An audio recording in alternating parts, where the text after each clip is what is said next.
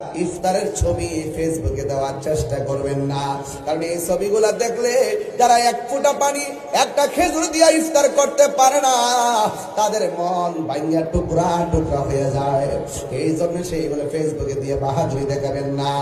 একটা কুরবানি গরু কিনলে ফেসবুকে দিবেন না, অনেক গরিবরা দেখলে মনে বড় কষ্ট পায়।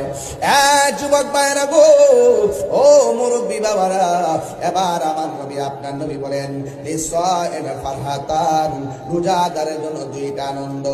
একটা আনন্দ হলো ইফতারের সময়। ইফতারের সময় যখন মানুষে বসে যায়, ওই মুহূর্তে তার সামনে খাবারের অভাব থাকে না, অথচ তার গলাটা শুকানো থাকে, অথচ তার জিহ্বাটা শুকানো থাকে, অথচ তার পেটের মধ্যে খাবার নাই, জানটা চলে না।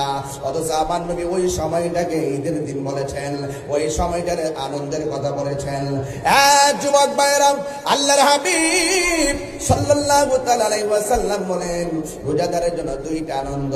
একটা হলো ইফতারের সময়, যখন সবাই ইফতার নিয়ে বসে যায়, নির্ধারিত টাইমের অপেক্ষা করে, ওই মুহূর্তে আল্লাহ ডাক দিয়া কয়, ফেরেশতারা রে,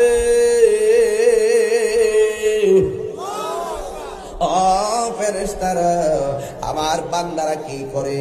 এই তোমার বান্দারা ইফতার নিয়ে বসে আছে, তোমার বান্দারা ইফতার নিয়ে বসে আছে। আল্লাহ ডাক দিয়া বলে, ও ফেরেশতারা, আমার বান্দারার গলা শুকায় রইছে, আমার বান্দারা ক্ষুধায় জর্জরিত, এত খাবার সামনে থইয়া কেন বান্দারা খায় না? ফেরেশতারা বলবে, ইফতারের নির্ধারিত সময়ের অপেক্ষা করতেছে। আল্লাহ বলবে, কেন খায় না?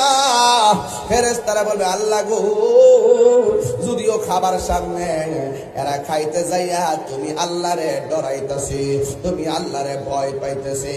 যারা আল্লাহরে ভয় করে আপনারা জবান খুলে বলেন, তাদের দাম কম না বেশি?